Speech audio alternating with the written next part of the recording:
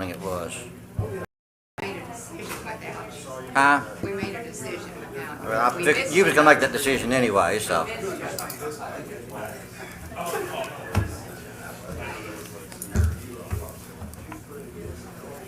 Robert, you're not giving the guest speakers a hard time, are you? Am I doing what? You're not giving the guest speakers a hard time, are you? No, Taylor, how are you? I'm usually on the receiving end of all that. Doing good. Yeah. Feels good to be on the other side. Hello, Miss Mary. Hey, Rob. How are you? How's Henry this morning? You did make it Down back. straight? Did you walk back? Were you talking about from CSEC? Uh-huh. No. I drove. I'm afraid I was over the speed limit. What, they have you double booked, Judge? Yeah. C-SEP meeting, I think We I had a heard. CSEP exercise this morning. Under normal, if it were a real event, we'd cancel fiscal court meeting. Right. obviously. So I had to go sign up. We can pretend. You want me to cancel? Meet an undisclosed location. This meeting's We need adjourned. the bugger. Joe call you. Oh, no. Yeah, is he sick? Yeah. That's what we're talking about.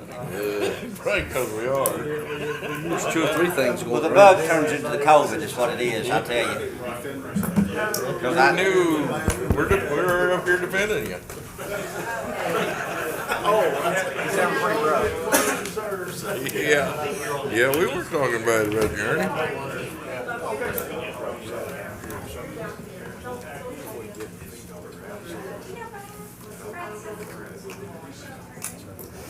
Need to work. Yeah, I know. I hope this meeting goes fast. It should, that's why I went and asked Brad to come. It looked like it'd be pretty quick. Yeah.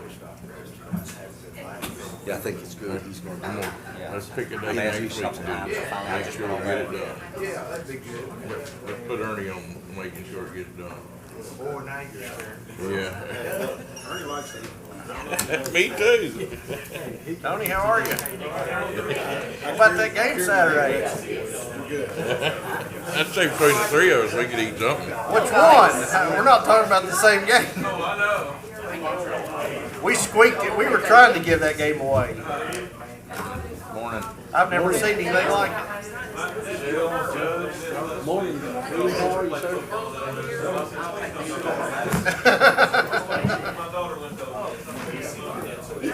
The other day. Yeah. She'll be looking for me. Oh, I thought maybe somebody was maybe getting on me, so I was looking close to I'm pretty sure it's her. Morning, how are you? Thank you. Daniel, how are you? Oh, there you go.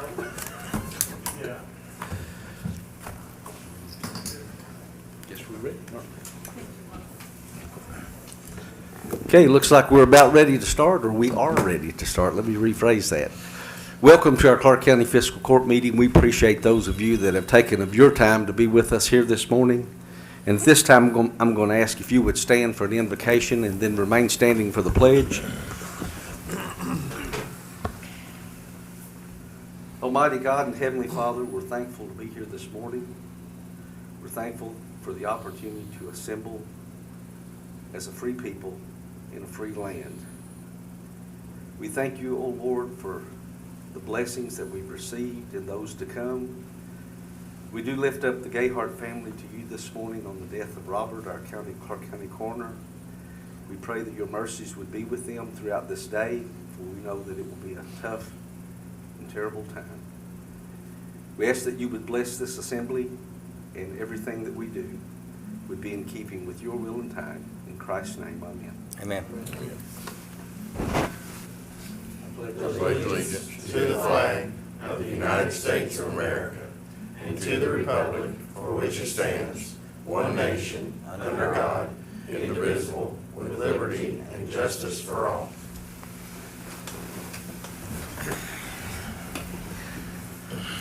Thank you. Okay, at this time, we'll call our meeting to order and ask the clerk to call the roll. Magistrates Elkins, present. Davis, Present. Blanton, Here. Constantine, Present. Thompson, Here. and Graham is out. Yes, and he did notify us that he was sick. So. Public comments, we do have a couple public comments this morning.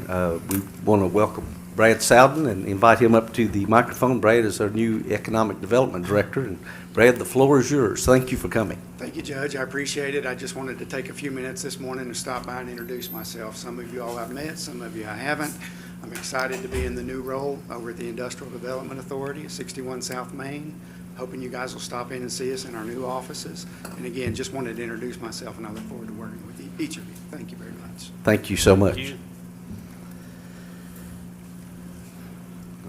Put my glasses on. I think it's Kelly. Kitty. Don't do that to me. I can't see anyway. Kitty Stowe. Hi, Kitty. Commissioner Stowe, we appreciate you being here. I just want to take a minute on behalf of the Daniel Boone Hunter Festival to thank the Fiscal Court, first for being able to use around the courthouse and in the grass for the petting zoo. We offered everything free this year, and it was a real plus for a lot of children that wouldn't have been able to afford it. And also, I want to give a big thank you to the work release program, Jailer Doyle. They worked 2 solid days, 3 really, because Friday they cleaned up all of Main Street. They swept, they blew it, they picked up trash, they put out all my bags over the meters, and it was wonderful to have them, and I don't think we give them enough credit. So I thank you all for that program, and please continue it. And Kitty, I heard a lot of comments, good comments on the Pioneer Festival, and especially with the free area for the children. And people were just amazed that the children could come down, and they had the balloons and they had the animals and everything, and it was all free. And they Well, said, it's we because just of our sponsors. You know, Yeah. we have wonderful sponsors that believe in this festival and realize what a great economic movement is for our community. So thank you all for everything. Yeah, I well, appreciate it. thank you for all your dedicated work. Okay, next we'll go into our business. We have minutes of the August 25th meeting. Motion approved. Motion to approve by Magistrate Blanton, Second. second by Magistrate Constantopoulos. Any discussion? Seeing none, all in favor signify by saying aye. Aye. Any opposed? Motion carries. Next, you have a transfer order. Motion approved. Motion to approve by Magistrate Blanton, Second. second by Magistrate Elkins. Any discussion? All those in favor, aye. Aye. Any opposed? Motion carries. Next, we have our bills list. Motion to approve. Motion to approve by Magistrate Constantopoulos, Second. and a second by Magistrate Blanton. Any discussion? Eric, what was the change? We got an amended list. They were highlighted on there. I didn't see it.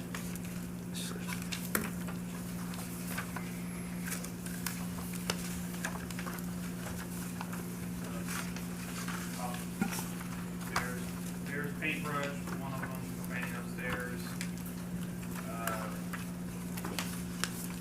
Winchester Community Church for a litter pickup, reimbursement for Allen, Beecher, Kentucky. Couple of police maintenance items. Okay, thank you. One question I noticed on the transfer, and it sparked my mind about the codification. Have we gotten any bills on that? I hadn't seen any lately on, have we still been There should be updated? one on there today. Is there the one today? Okay. So we've been able to stay up to date with getting Yeah, the we've ordinances been, and Sending everything? the ordinances in as we get them approved. And Excellent. And they work with the county attorney to get that into our codification. Good deal. Yes. Okay, any other discussion on the bills? Okay, all those in favor, aye. Aye. Any opposed? Motion carries. Next, you have a treasurer's report for August. We will note that in the minutes. And then you have a condition report supplied by Jailer Doyle for the Clark County Detention Center. Thank you, Jailer Doyle. And then we have our employee pay increases for our September 22 anniversaries.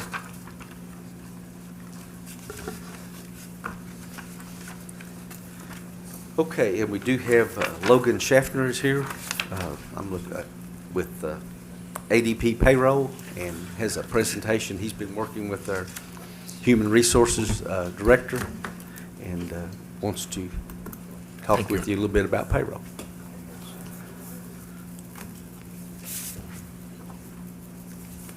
Thank you.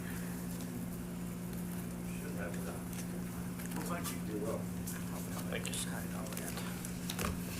Can I get one with me? Yes. Thank you.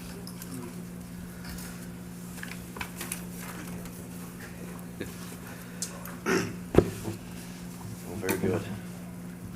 Well, thank you all very much for meeting with me this morning. I know that your time is very valuable, so I appreciate that and definitely want to respect that, so I shouldn't be any longer than 10 minutes or so. But my name's Logan. Like I said, I've worked with ADP for the past 2 years. Had a lot of experience there with working with different industries, some of those being government municipalities, so I have some experience there as well. But the reason I'm here, I've been privileged to meet with Janet over the past month and kind of understand a little bit more about Clark County and some of the processes that you guys currently have, and made the decision to evaluate and think outside the box a little bit. You're looking for a human capital management system that's going to be able to save you a lot of time, whether that's reducing a lot of administrative burdens on her end. You definitely want somebody that can save you money. Obviously, that's an important aspect of it. But you do that through consolidation. I know that we talk about just payroll, but with ADP, you're going to have a single stop solution that's going to house all different modules for you all. That includes your entire employee life cycle, which, like I said, Janet and I like to discuss. So you're, not just your payroll, but your recruiting and onboarding, your talent acquisition, your time and attendance collection, things like that, even to benefits administration and new hire reporting and stuff like that. Definitely want technology that is an improvement. So we're able to offer that. You want to make sure you're making a good investment. And then your same-day service and support, that's a big deal with ADP. You want to have somebody and work with somebody with a solid reputation. ADP pays 1 in 6 Americans. So we have a lot of data and benchmarking and analytics to do that. So again, with Janet, had the privilege to meet with her and understand a little bit. On the HR side, we'd like to kind of split it up between strategic and tactical initiatives. And through our evaluation, it seems that Janet spends a lot of time on that tactical side, which is a lot of paperwork, right? When someone comes in, there's a lot of onboarding paperwork. Right now, the time is being collected manually, so that is certainly can be a headache, especially with the police department, fire department, public works. There's a lot of different time that's involved there. But the strategic side is more of what's important in HR, right? Your employee morale, your employee development, attracting and retaining top talent, things like that. So that's where ADP comes in, and we handle all that tactical side of things. We allow Janet to spend more time on the more strategic parts of HR, which is important. We were able to discuss a couple of the challenges that she was having, some of them being reporting, whether that was a department list or department names, overtime reports, things like that. With ADP, we give you full visibility. She'll have access to a software called Field Grabber within ADP Workforce Now, where she's able to go in and essentially click anything on ADP and create a report at her fingertips. Reporting is something that's very important for the HR professional. Pay discrepancies, obviously there's a lot of different pay frequencies here. There's monthly, there's biweekly, there's elected officials, there's exempt employees, so ADP is going to be able to automate that process for you. And then something that was important to Janet, ongoing training and development. Right now, the process, there isn't much there at the moment, but say Janet is out for the day, or there's a new hire, or there's something, something new going on. You want to make sure that you have a process in place that's easy to manage, something that's continually running, something that is digital, essentially. So real quick, if you don't mind just going to, I think you all have the pages open here, but I want to draw your attention to that second to last page there that has all of the included services. And of course, I'm not going to read every bullet point, but you can see that you're getting quite a bit from ADP's technology. But the payroll side, of course, you'll get the taxes, wages, garnishments, all of that is taken care of through the payroll, even the new hire reporting, things like that. And all those bullet points are what we're going to take off of Janet's plate, allow her to focus a little bit more on HR. The HR part of it as well, you've got the new hire onboarding, organizational charting, policy acknowledgement, which she's you can easily send out a policy acknowledgement to the Clark County, whether that's acknowledgement or some type of meeting or something like that. It makes it much easier. Benefit administration as well, that's something new, so we work hand in hand with your broker. We have a section within Workforce Now for employees go in, select their benefits. We also give them free decision support, helps them walk through that. Should take a lot of time, or save a lot of time for Janet rather, spending doing that. Recruitment talent acquisition is also a very awesome thing with ADP. So she's going to be able to create requisitions here, basically send those out. Say a new hire wants to be or wants to join, she's able to send out that new hire paperwork prior. It's all digital at that point. So by the time that employee starts the first day, 90% of that paperwork is completed, so that Janet can spend more time, on understanding that employee and getting on from there. Essential time is something we talked about quite a bit. And I can tell you right now, the ADP can handle the 24-hour shifts. We can handle the police and fire department. We can do it. We have done it. Nelson County and City of Bardstown, we've been working with them for a couple years now. They're very happy with how things worked out. But that is all taken care of during that time. We have a specific time implementation specialist that will come in and handle that for you guys. Last but not least, if you flip a couple pages before, you've got the actual pricing there in front of you. Did my best to stay within that budget. But I do want to draw your attention down to the total other considerations. If somebody were to start with ADP today, that's with this account size, that's what they would be paying, around $10,000 in implementation costs. In order to earn your business, I was able to cut that down to $1,500. And that includes a dedicated account representative I told Janet about, somebody that is dedicated to Clark County. This isn't 1-800 customer service. This is their direct phone number. So we'll be there for you. And then last but not least, what I like to do for all of my clients is I want to provide some better predictability, better budgeting for you all, and we're able to offer you a 3-year price lock. So you will not have a price change for the next 3 years, and on year 4 it is a 1%. So very low. But that is all that I have here. Obviously, again, thank you so much for allowing me to speak today. Would love to have an opportunity to earn your business. Think it would be a great partner for you. Are there any questions in terms of payroll, time, benefits, HR, things of that sort right now? Any questions? Thank you so much. I appreciate it. Yeah, thank you. Thank you.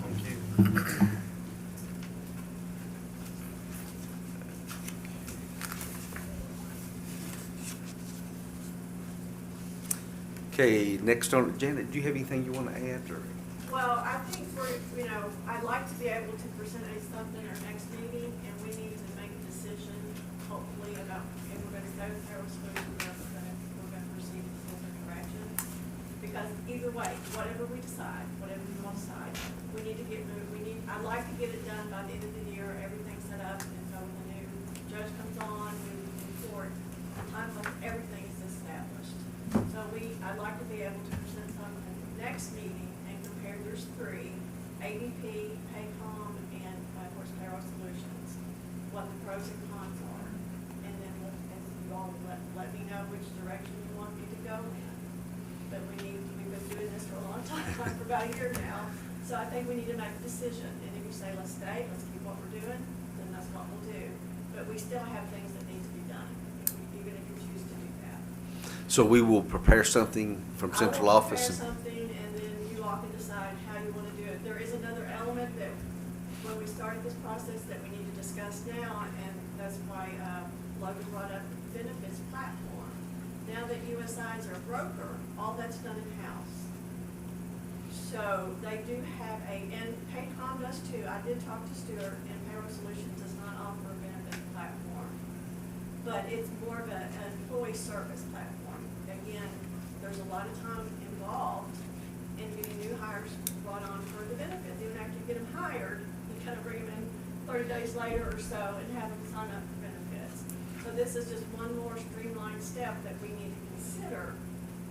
How do you want that office to work? How do you want that department to run? Okay. So those are elements that it's kind of a new part of it, because we weren't anticipating a new broker, but here we are. So. Okay. And Janet, if you could, in your presentation that you give to us at our next meeting is have a recommendation, because you've demoed the softwares of all three companies and seen exactly what they're offering. Of course, you're gonna be dealing with it, so I'd like to know specifically what you think's the best. You know, he came in and we met for an hour to go through their software. So I said, yeah, I don't think they're gonna do an hour. I'll give you 10 minutes, buddy. That's what I got for you. Thank you for not taking an hour. But yes, I will do that. Janet, I will compare. It might be helpful too if you gave us a list of things that are important to you, most important, down, and then a check mark for who provides those things. It will be very concise and clear, and I will send it to you before the meeting, so you can look at it. Good. And then if you have questions, you can ask me, and we'll go from there. But thank you all for the time.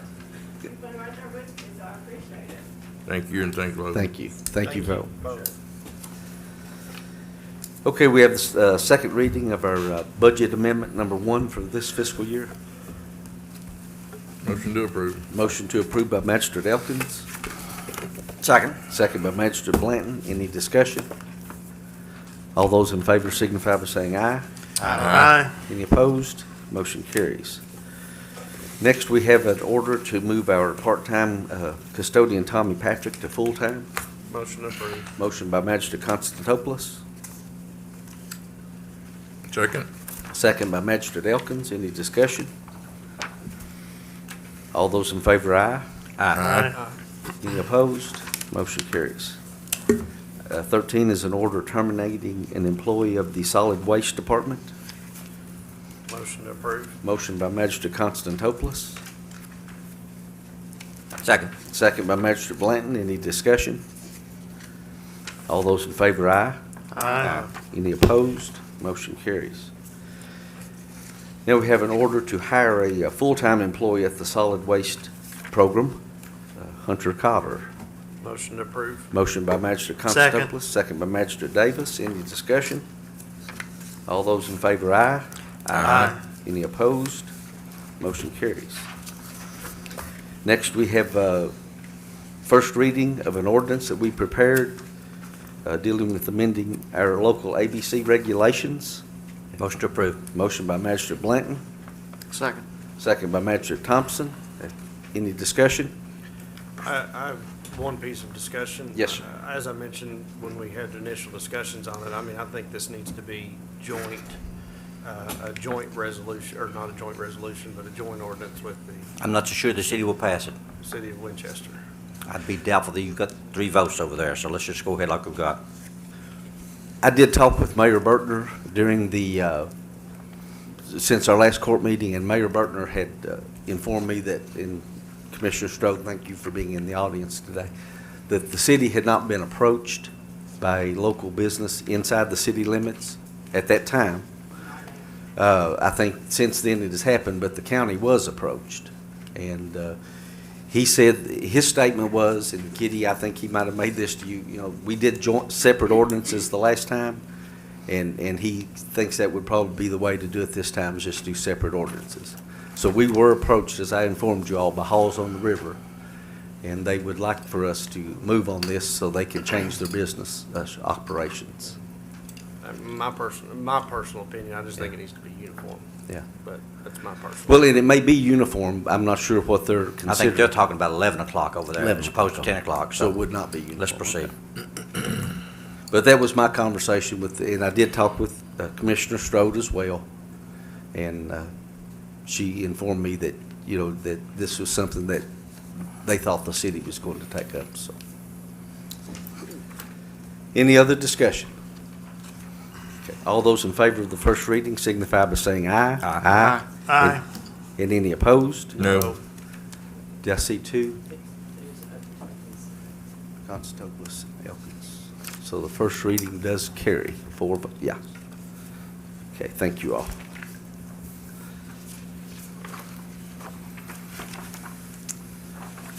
Okay. Now, item 16 is consider an order for the Clark County Treasurer to create a new non-interest-bearing account for our CDBG at Community Services. So moved. Second. Motion by Magistrate Davis, second by Magistrate Constantopoulos. Any discussion?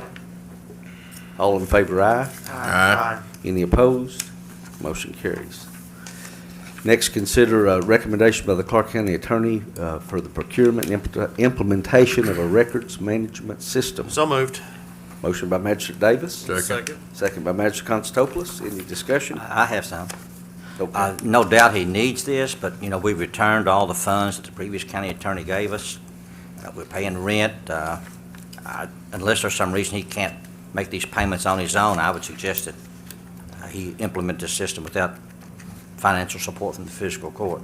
And I want to ask one question, because I had some conversations when he had sent out this letter and email to all of us, and we're actually going to be getting approximately $40,000 from his services that he worked on an issue that we were having with the fiscal court in a vacant property, which the court attached a lien to, and had a considerable amount of charges to that, and the property just sold. If I'm correct on that, did I explain that correctly, County Attorney? Well, the big picture is it sold for $61,000, and I think the county has $42,700 coming in from that sale, which was conducted yesterday. But just to make absolutely certain that the court's aware, this court does not pay the county attorney's rent.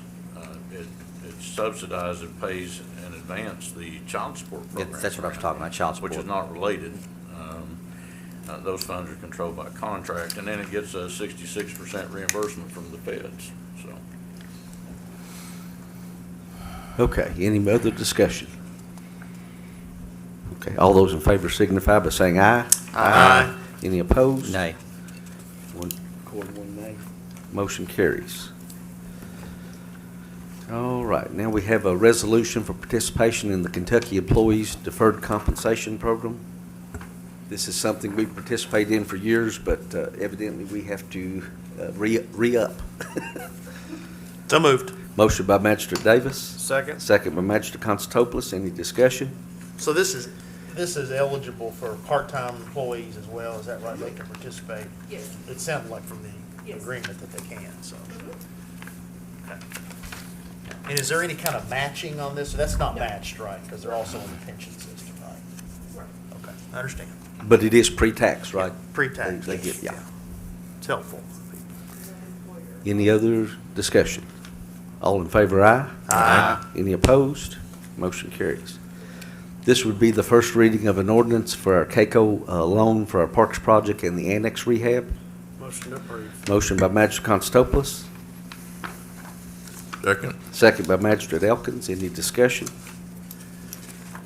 All those in favor signify by saying aye. Aye. Any opposed? Motion carries. We listed item 20 because the way our second Wednesday and fourth Thursday, Nova, correct me if I'm wrong, fall, we're going to be meeting next week unless we change our meeting date, which doesn't give time for bills. Are you thinking the evening of the 29th, the 6:30? We can do evening or morning, whichever be best for My you all. preference would be evening. I'm unavailable on the evening of the 29th. I am as well. I'd prefer to leave it the same. So we've got two unavailables. You prefer to leave it evening? I'd prefer to leave it next Oh, week. leave it next week? I mean, Okay. it's already on my schedule. I've got other plans. I mean, I'll have to do some rearranging, but I kind of set a schedule according to when meetings are supposed to be. Okay. I Well, could let's, I could be available on the morning of the 29th, but not the evening. I can't do the morning that day. Travis can do the morning. I'm wide open during the day. Daniel? I think I should be, I mean, I can do either or.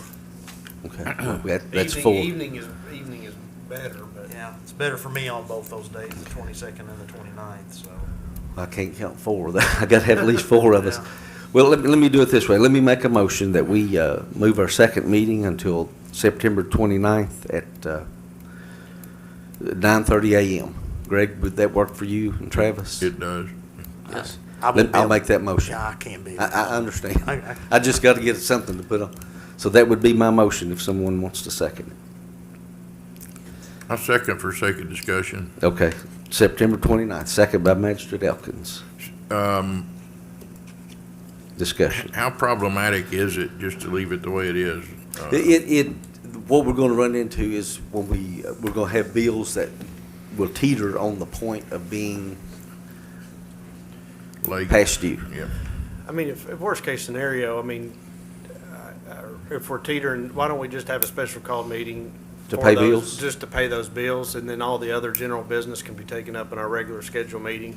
Because I don't want to schedule a meeting when we know that we're not going to have certain members, available or not. And if you had to do that special meeting, Henry, like the morning of the 30th, that'd be Friday the 30th. I'm wide open that morning and that day. It's Anyone end of else the month. open on the 30th? I am. If we had to do one that morning. Yes, Greg. Travis, are you open? 30 good? 30th, Travis. Daniel? I'm good on the 30th. Robert? I'll try to be. I'll be at the Bengals game on the 29th. Okay. Well, I'll withdraw my motion then.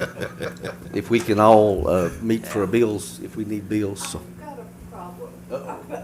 Because I wanted a transfer for the jail, I mean, in all honesty, for their payroll. Before the That will be, I will need it on the 29th. That morning Can is the we, very latest. And then we can do that on the 22nd. can we estimate it next Thursday night?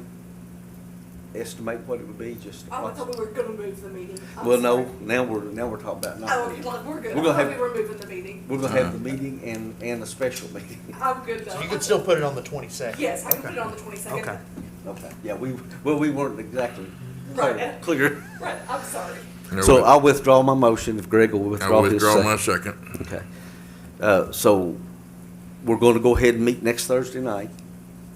And then we'll call a meeting for bills, and On the then we'll try to do it the 30th yeah. on AM. Okay, got you. All righty. I do have a couple items I need to ask you to consider. One of them is a second reading of an ordinance that we approved first reading last time, and I looked back and saw Rob Jeffries come in the door. And this ordinance, William, does not require a notice of second reading because it doesn't deal with the state local finance office. This would just requires an adoption notice. Okay. I'm not sure which one we're even talking about, but. It was an ordinance that would amend the joint ordinance for the planning and zoning on, I think it was section 12. And I failed to put it on the agenda.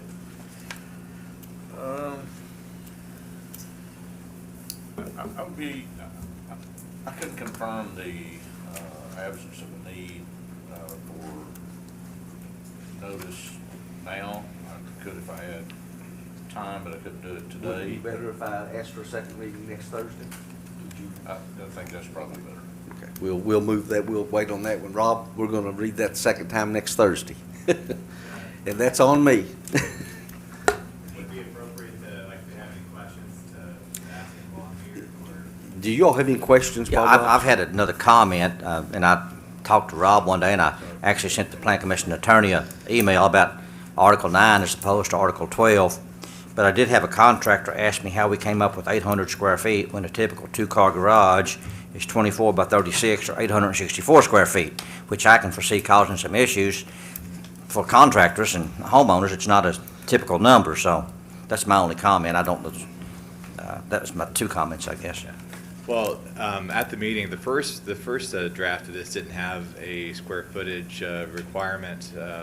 It just basically each, with each zoning district, there's usually 30% lot coverage. There is. That still Where- applies. Yeah, which would still apply even with 800 square feet, but we would just going with that to, Well, let's take the 800 out. well, why it was put in was Well, I know why because it's put in. people were concerned about, the public was concerned that night that someone might try to use an accessory building for commercial use in a residential zone. But that's happening all over town now. Yeah, well, and so in order to control that, Mr. Gollett mentioned that in Jessamine County, they have a square footage, I think he might have said 600. It was lower than 800 square feet. I want to say it was 600, but I don't have it in front of me. So we opted to do it a little greater and said 800 square feet. If we want to go more, that's that's fine with me. We just have to, I think the city already had the first 2 readings, but that's okay. If we have to adjust it, we could. Because personally, I thought leaving it with the 30% lot coverage was sufficient enough, It I would agree with control that. it enough. But we were just going with some of the current concerns that public had that evening, so. I'm done. But Yes. I had a question, and I think I emailed you about this a few weeks ago, and I never saw a response, so I'll Okay. just ask you now. And when I first saw this come to us a couple month or 2 ago, whenever it was, several weeks ago, the question came to mind. If we're going to talk about accessory buildings, which in many cases are storage buildings, storage sheds, Right. whatever you want to call them, and I see, in my line of work, I see this a lot, which is people citing those sheds and storage buildings in utility easements. Because Okay. as you know, on many plats of record, Right. you have a 10-foot UE in the back of the lot, or sometimes even a 20-foot UE, or 5 feet, or whatever the case may be. Right. And routinely, you see people cite those buildings in utility easements. So, in my opinion, and that's why I emailed you several weeks ago about this, if we're gonna, both the city and the county, we're gonna address the issue of accessory buildings, we need to probably also look at the issue of whether or not somebody's gonna be allowed to cite and keep an accessory building, shed, whatever, in a utility easement. Right. That's already recognized on a recorded plat that's been reviewed and approved by planning and zoning and adopted and put of record and people rely on. If we're gonna have utility easements, they need to be for utilities. And I guarantee you, there's no public utility that wants an enclosed structure in a UE. Right. Not the water companies, gas companies, Kentucky American, Right. KU, Windstream. It's always gonna be a problem. Right. It's hard, it makes their job harder, it makes right-of-way clearing harder, it makes emergency management issues harder, so I really urge you, even if, and it should be addressed really probably in this ordinance, but at some point, it needs to be addressed pretty soon, because the community needs to address that. Yeah. Well, so if they're getting their proper permits and showing their site plans and their locations of these structures, we won't approve a permit for a building that's being constructed in an easement, whether it's a primary structure or an accessory structure. Is that set forth, though, anywhere in our ordinances, though? It's- Or is that just a kind So of matter of practice? If the plat has it as an easement, then nothing but maybe a fence can be constructed. And if Right. they're gonna build a fence in it, we tell them, if the utility company needs to go in and get into their easement, they're gonna tear down your fence, and you're gonna be left with the cost to put it back up. So there's sheds that don't always require a permit, like if they're under 200 square feet, a lot of those prefab structures, they can place those on the properties without a permit. So they should not be placing them on any utility easements or any easements at all. Are they? I could see that happening. Again, if the utility company has to dig through that easement, that utility shed is gonna be, torn down or moved at the expense of the residents. But those are circumstances that are happening because they're not required to get a permit for those structures under 200 square feet. They still need to keep them 5.5 feet off the property lines. But they're not required to get a permit for those small structures. So if it is happening, it's happening most often with the small structures that aren't requiring a permit. Whether we need to spell it out in an ordinance, we can, but if there's a plat showing an easement, no structures can be placed on it. or Well, built. I know that, and you and I know that. Yeah. But a lot of people don't know that. Right. If they see, well, I've got a 1/4 acre lot and it's fenced in, I can put this storage building right in the back of the, and they're gonna bring that in, buy that at Home Depot or Lowe's, haul that Yeah. in, offload it, and Yeah. their storage shed is there for however long. We know that. Yeah. We know what a problem is. That's not on the radar of a lot of people, and I understand that, but that's why it probably ought to be codified in either this ordinance or an ordinance. Yeah. It needs to be, put out there to the public, before you bring in any building. I don't care whether it's 50 square feet or 800 square feet. Right. You need to make sure you're not in a utility easement. I mean, Right. it needs to be made very clear to people. For sure. I don't think it has been. I mean, it's just one of those things, we just sort of let it fester, and before you know it, you've got hundreds of these buildings Yeah. in the backs of lots and subdivisions. So just something to bear in mind. Yeah, for sure. Robert, one question, just what Magistrate Davis was saying there, they provide you a drawing of where the ancillary building's gonna be placed, or even their house once they obtain a permit, or to obtain the permit. Right. But once they provide that location, does anybody ever go verify that they're building it at that location? Yeah, so for a residence, we have an inspector that would inspect the footer, and then he'll go out and so once the footer is dug, he'll go out there and inspect it. And if he feels that that footer has been dug closer to the property line than it should have been, then we'd address it at that time. That's the ideal time to do it, because once they pour the concrete and start building, it's hard to move the building, you know what I mean? But again, when it comes to accessory buildings, there's not many footers that are built unless it's a large accessory building, you know, so if they're just moving a prefab structure out there, it's usually caught after the fact, after they move the building out there, and we see that might be too close, or a neighbor calls us and says it's too close. Something that I'd like to start doing, I was already talking to staff about it, is requiring the contractors to mark the property lines, so that when our inspectors do go and inspect the footer, that they can see, you know, they're not just guessing, they can see where the property line was marked, you know, was flagged, and they can, you know, have a wheel with them and step it off if it looks too close. I think that will solve a lot of the issues that we've seen throughout the last couple of years. But when it comes to accessory buildings, it's a different animal. Like I said, a lot of times it's a prefab structure that's moved out there and there's no footer. But a lot of times they're caught after the fact when the neighbor calls us and says, "That looks like my neighbor put that structure a little too close to my property line," and then we have to go and inspect it after that. But I think Magistrate Blanton makes a valid point in regards to that size. I mean, if we're under the standard size of a two-car garage, I think that's gonna cause a lot of problems when people go to get their permit or whatever. They'll If have it's to ask for a over- variance. It's gonna ask for a variance, it's gonna just cause more problems. So I agree with you. I think we ought to eliminate That would make it simpler and, you know. Now, if it's an attached garage, it's not going to be an issue. It's still part of the Yeah. house. But Right. when it's a detached garage, then it would. But a lot of people are building those secondary now, and they're not when they initially build. I mean, I've seen it where they're building a detached two-car Yeah. garage, and I've seen it Everybody's quite a building bit. three-car now, so. Yeah, well, but I do agree with that.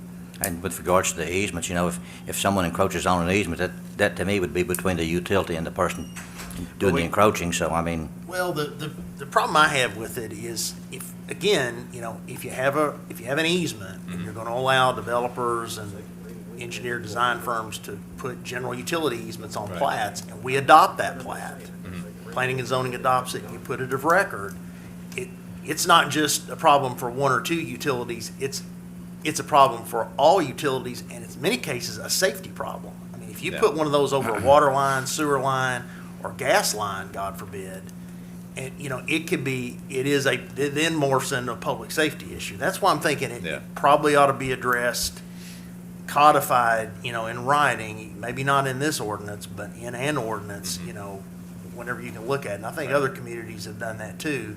Because again, if you're gonna recognize utility easements on platted subdivisions, you know, we need to be ready to put at least some teeth in that. Right. I have no problem spelling it out. I mean, it is something we practice now, but spelling it out in an ordinance, I have no issue with that. That's fine with me.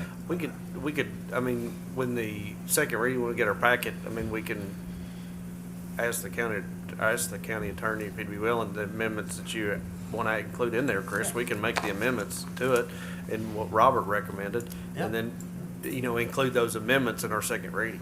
And then then it'll be done with it. And then if it's changes from what the city's already done, then they'd have to reread it again. But, Yeah. you know, if we want to do that, we might as well do it now. Was there be an issue? Because I mean, like I said, the only reason why the square footage I was fine with keeping it 30% because I think that's going to control most of it. And this is only affecting residential districts. So ag districts, they're not required to meet the 800 square foot requirement. But there was a family that had issue because they had a neighbor that was looking to build a large structure at the back of his property that he was going to try to get a conditional use for to use commercially.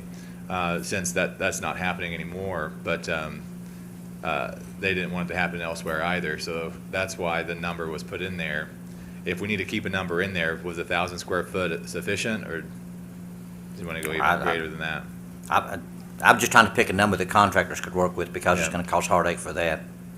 As far as utilities, I'd rather do something different with utilities as opposed to something that the title of the ordinance is accessory structures, and, Yeah. because 'Cause I mean, utilities could be anything. Because I would have no issue just keeping the 30% rule of, where you can't build anything greater than 30% lot coverage, which means anything under a roof, you can't Yeah, have a that's roof. fine. Well, that'd be- No. To that point, that'd be But- very easy to solve. But I also- If we amend it to, as far as utilities go, that no accessory building can be placed on a general utility easement that's recognized on the plat of record for that lot.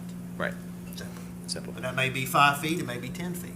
And there may be no UE at all in the back of the lot, and that's typically where these buildings are going. So, just, all you gotta do is look at the plat. Right.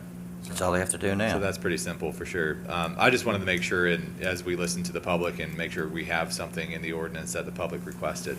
At the end of the day, 30% I think would cover most of it, but there might be some outliers there that, need to have a structure requirement or a square footage requirement. Anything else for Rob? Okay, thank you, sir. All right, thank you. Okay, moving along. We did, as I informed the court, we received applications for the Director of Finance Assistant Treasurer position. We did do some screening and interviewing here at in our central office, and we've selected someone that I would like to give to you as a nomination today, and it would be Mary McLemore, who's currently with our Clark County Road Department. Alan's not here, but we did talk with him on more than one occasion, and obviously he does not want to lose her, but we feel that we could use her in this position, and so that's going to be, we've drafted an order, the county attorney has drafted an order to that effect to transfer her, I guess, to the position of Director of Finance Assistant Treasurer. I'll try to answer any questions, or I'll take a motion. Make a motion to approve. Okay, we have a motion by Magistrate Elkins, I'll second it, second by Magistrate Constantopoulos. Discussion? even though Alan said absolutely not.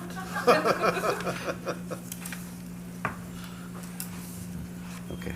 All those in favor signify by saying aye. Aye. Any opposed? Motion carries. Okay, we talked about our lighting contract at our last meeting, and the county attorney advised that I got the proposals, and we've got the order that we supplied you, and you can see a proposal from Hidden Hills Electric for the Clark County Courthouse, and then the proposal for the annex, and then the proposal we got from Rymar. Now, Rymar did not quote replacing all the lights, but you can see that Hidden Hills did for the amount, and the order was drafted for the total amount of the two amounts. One of my concerns was there's no ending date, and this has kind of been dragging on. I saw the contractor this morning, and he notified me and went and showed me, I think, the last 3 lights.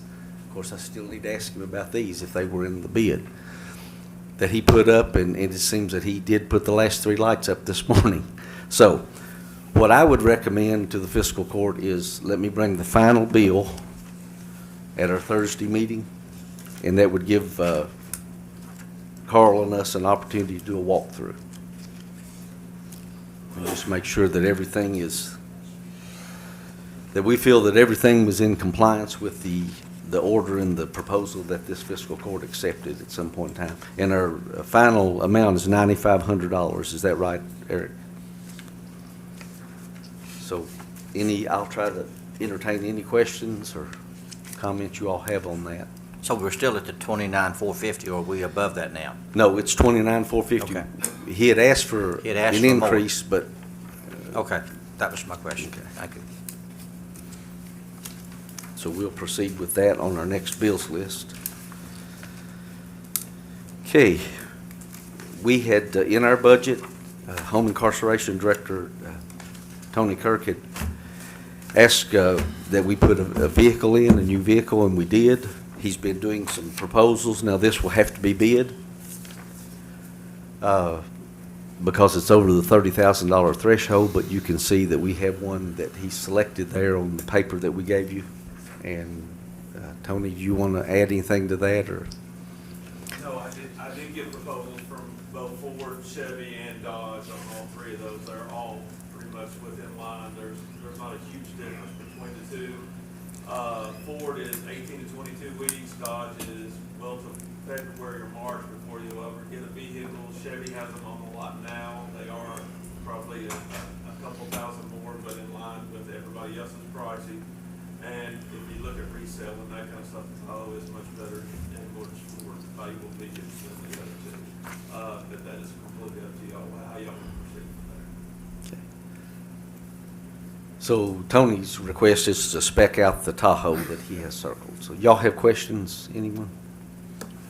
Will this vehicle have the ID on it? We currently don't have any IDs on our current vehicle, but we have a policy that they're all supposed to be marked. I will do whatever the fiscal court wants me to do on that. Well, just comply with the- The reason we do not have those because we do go into some suspect neighborhoods and I have suspect clientele, as we all know, so that's the reason we don't have those at the time. But we'll do whatever the court allows. Well, I go back to what I've said for years.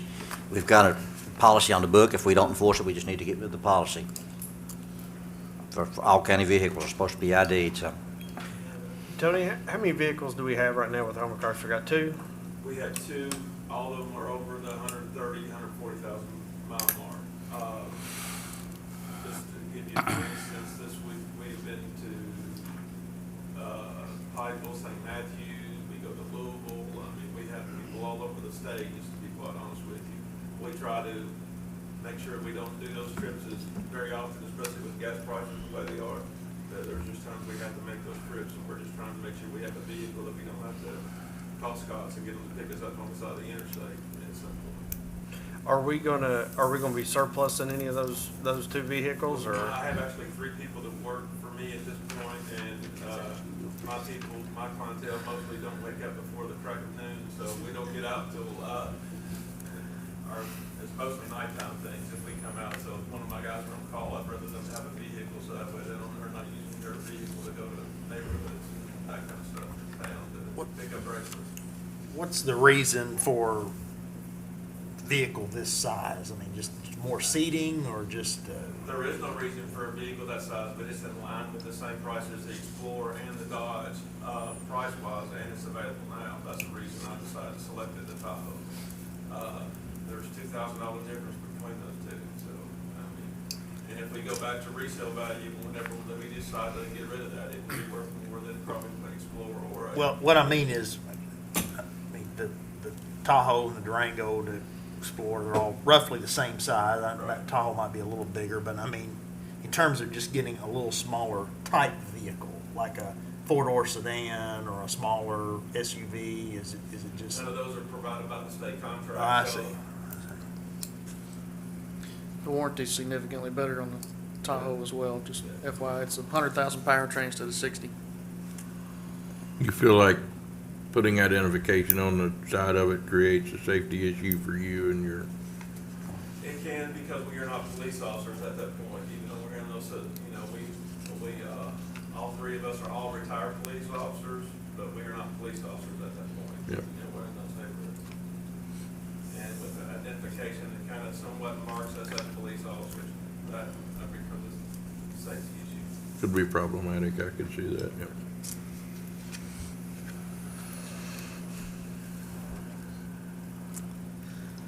Okay, what do y'all think about proceeding to a bid and advertise?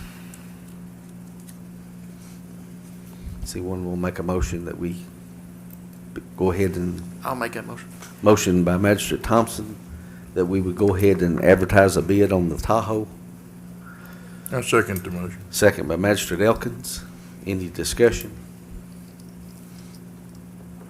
All those in favor signify by saying aye. Aye. Any opposed? Motion carries. We will get that done. Tony, I'll get with you and make sure we got those spec'd out right. We'll get the advertisement in the paper and write up a bid spec. Okay, my last item is employee raises. As you know, several of our departments have put raises in their budgets for this year, and we've had conversations the last few meetings, And I keep getting questions from the department heads about any increases in pay. And I'm just going to say that if you'll remember back in January, I think it was, to Magistrate Elkins' credit, we gave a 6.2% raise. The discussion has been, I think the highest part of inflation was 9.1 cents. So a lot of our employees are still behind the 8 ball.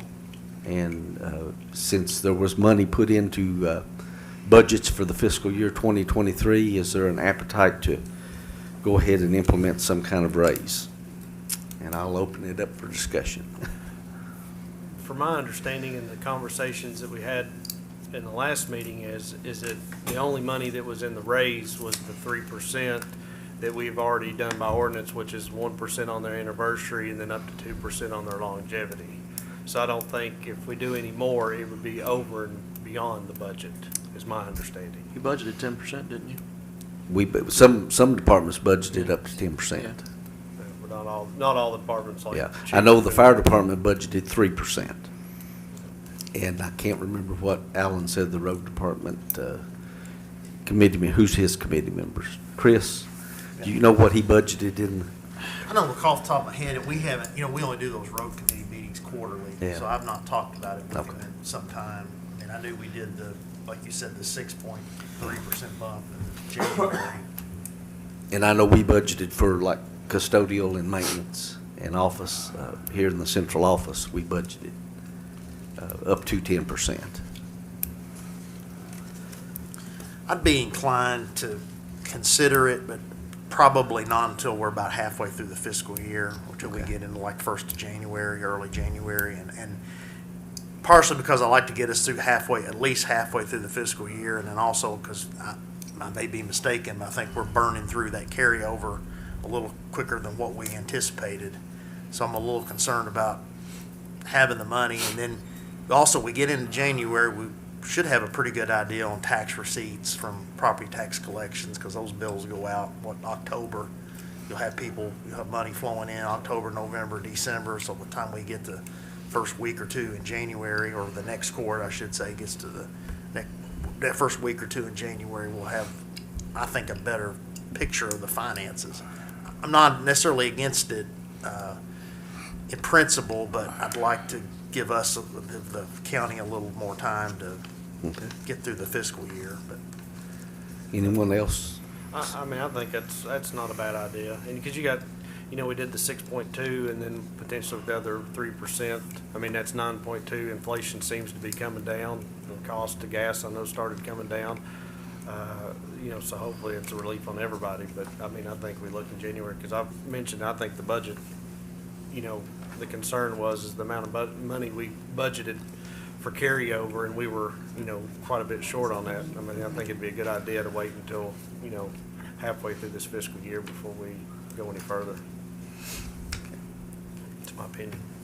Anyone else? Okay.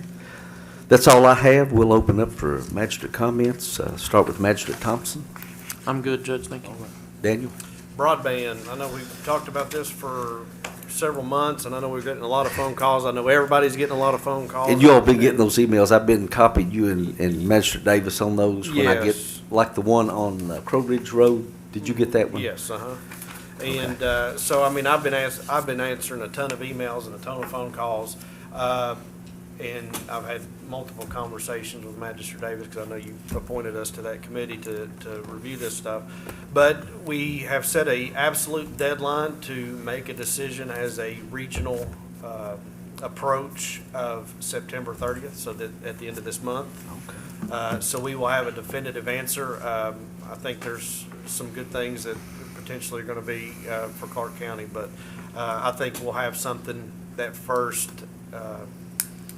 meeting of October to make a recommendation to the fiscal court one way or another. So just wanted to keep everybody up to speed on that.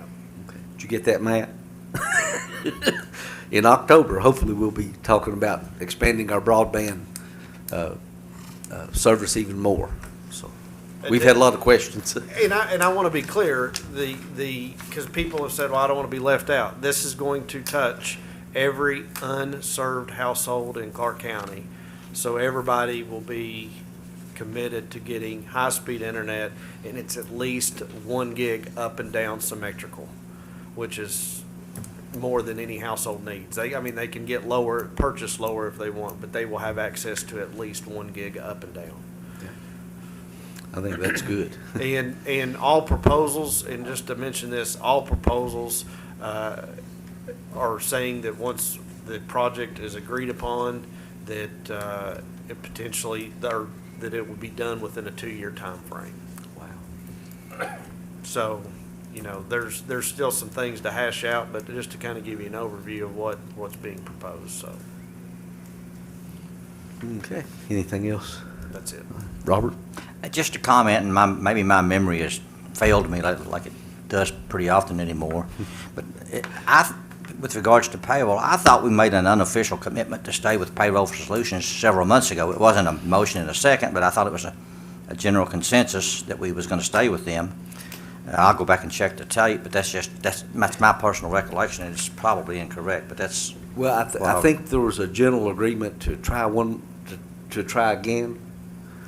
But I think, yes, go ahead, Janet. When Judge Pace, it passed, and I came to the court and said his recommendation, I believe, wanted to stay and try it a little bit longer with Payroll Solutions to see what the elements that we could work and the time clocks, the fire department, all those things that we were looking at.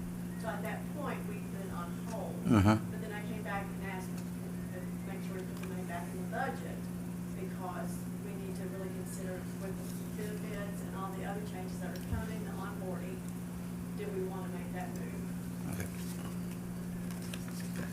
That's all I got. All right. Chris? A couple of things. On the community fund, wasn't there still some ongoing discussions about that grant agreement? Is that still? William, I'll let you have that one. Well, there's been some significant back and forth, with representatives of the Bluegrass Community Foundation.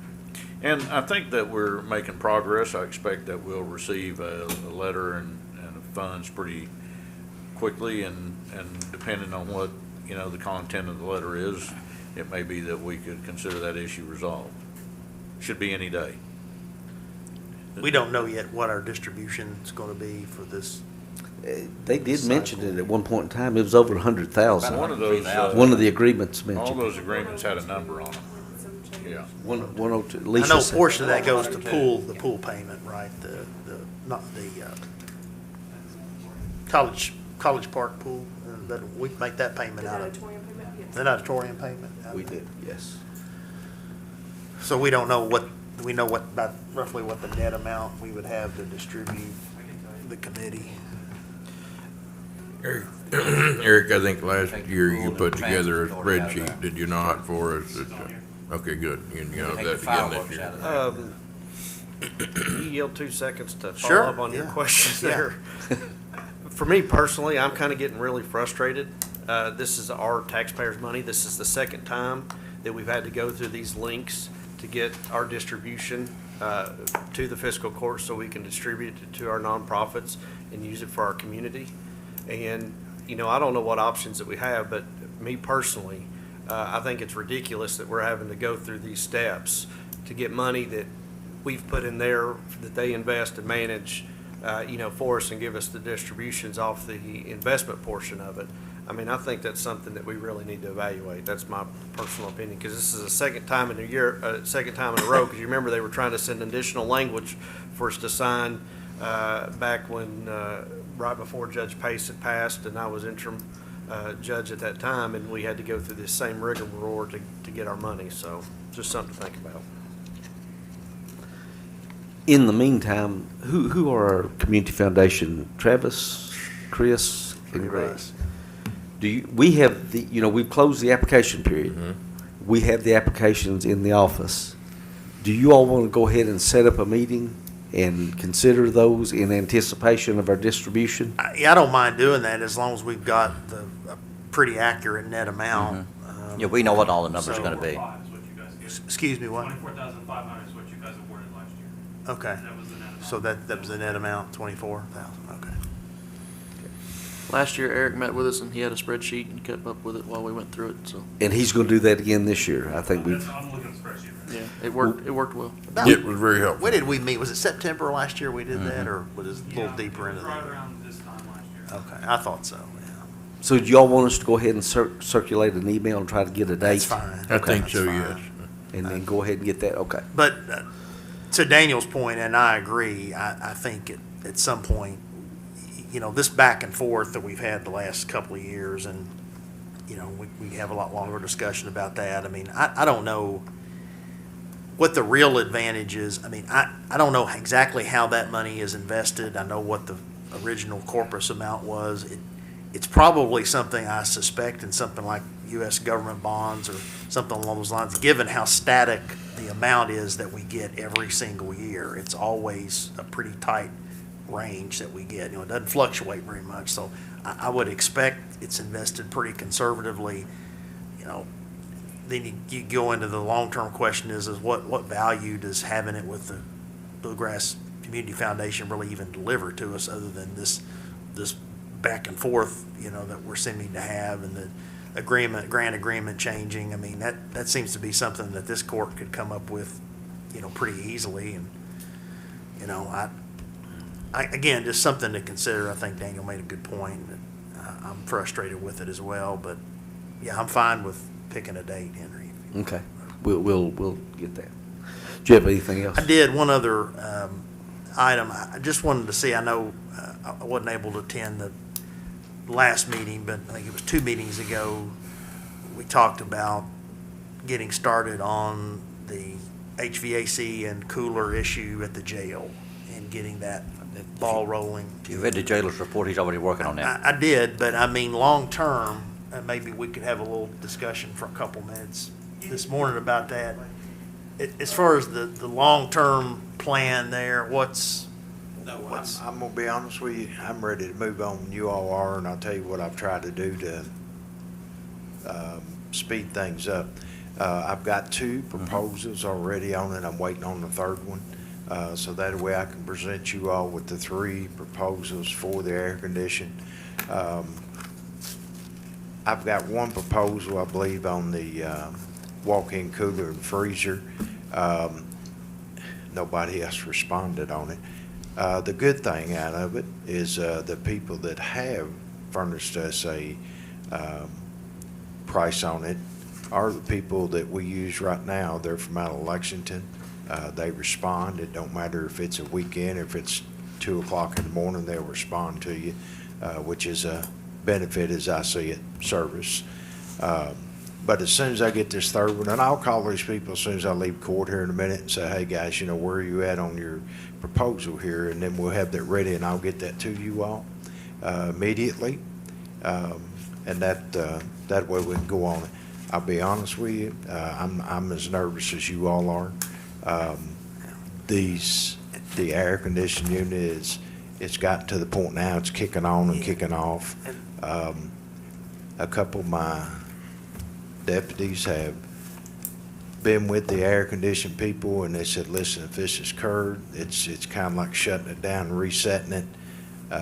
What's scaring me is the reset's not going to occur one of these days, and then I'm going to be having all y'all on a phone conference call saying, you're not going to believe this, you know. But so hopefully everything will work out here, pan out, and I'll have it as quickly as possible. Like I said, as soon as I leave the courtroom here, I'll be on the phone with them. I'll call them and try to make this immediately happen. And I did read your report, and I appreciate you keeping us up on it. Well, and I know, let me say this. I appreciate you all, and I know you all think, well, sometimes we don't need that report. Be honest with you, that's probably one of the best things that we've ever done, because there's things that happen on a daily basis that we think, you know, it's no big deal. It's just part of the process. It goes through. But in the end, when we're meeting every couple of weeks, it is important because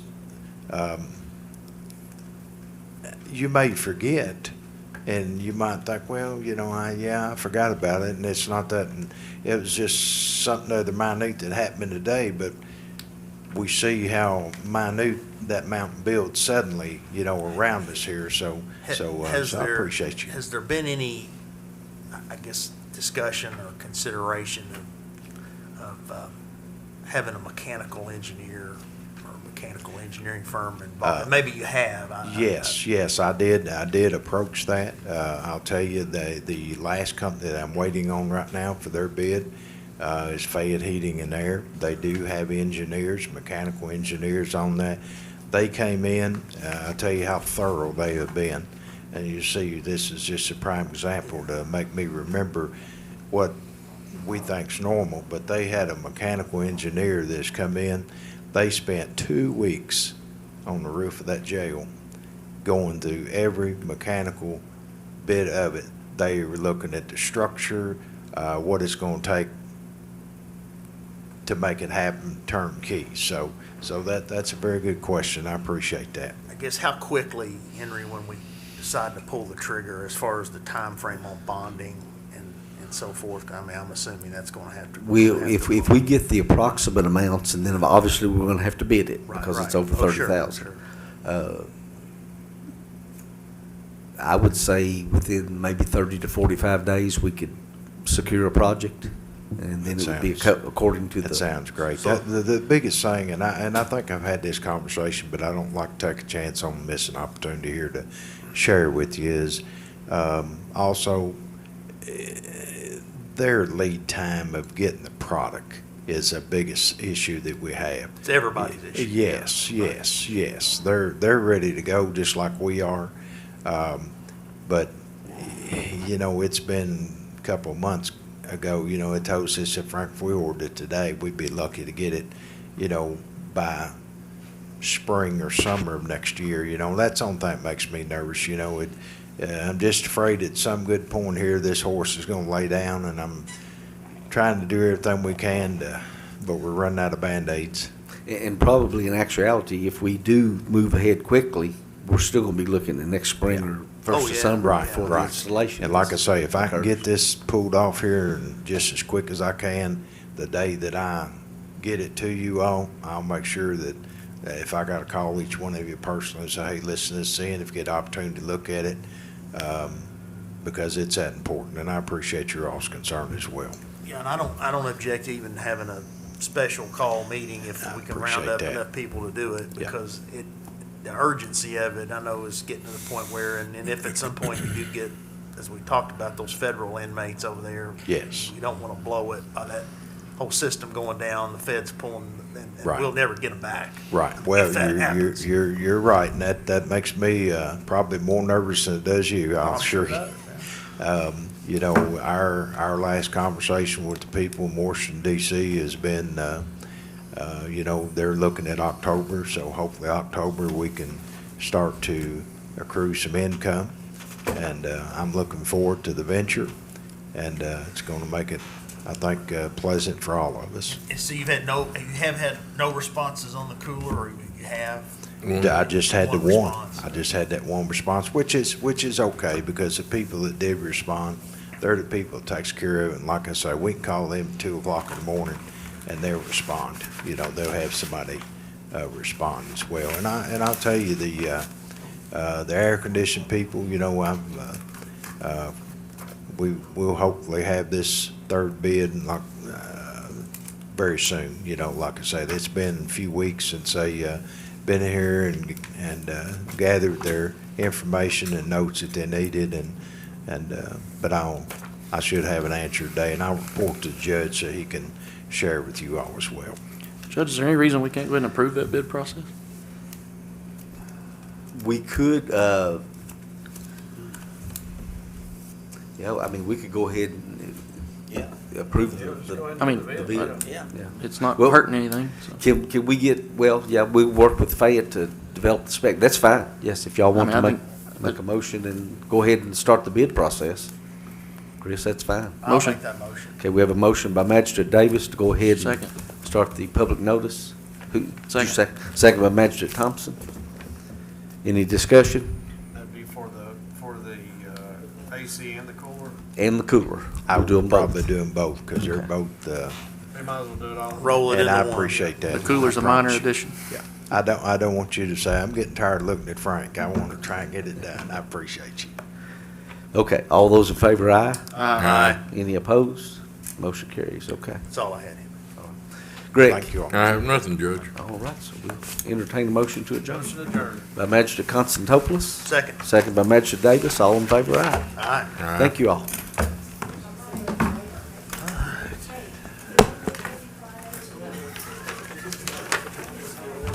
Take it with you so you know who you are.